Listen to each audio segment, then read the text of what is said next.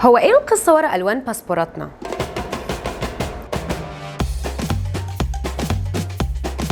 لو عندك الفرصة انك تختار لون باسبورك، يا ترى هيكون ايه؟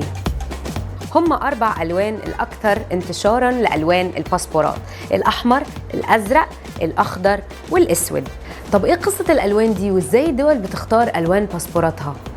الباسبور الأحمر، وده تقريباً اعتمدته معظم الدول الأوروبية، وهو بيرمز للوحدة.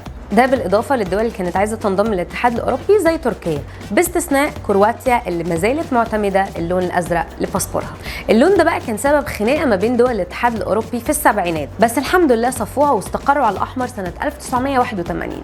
على فكرة إنجلترا هترجع تاني للون الأزرق بعد ما انفصلت عن الاتحاد الأوروبي، وده للمرة الأولى من 30 سنة. أصلا كان باسبورها أزرق من 1921 ل 1988، بس لما اتفقوا إن يبقى في اتحاد أوروبي غيروا لون الباسبور من الأزرق للأحمر، ودلوقتي بعد ما انفصلوا عن الاتحاد هترجع تاني للأزرق.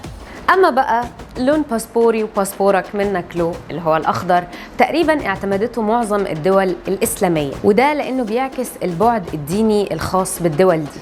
أما الدول التانية اللي اعتمدت اللون الأخضر لباسبورها فكان بيعكس الثقافة.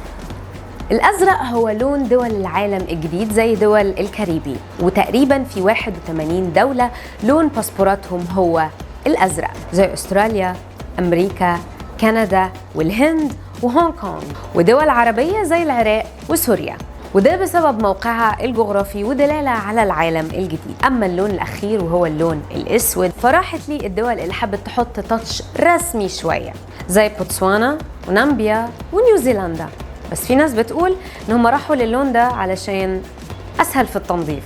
انت راضي بنسبة قد إيه عن لون باسبورك؟ اكتبوا لي رأيكم في الكومنتس. اشوفكم في حلقة جديدة من سبوتس.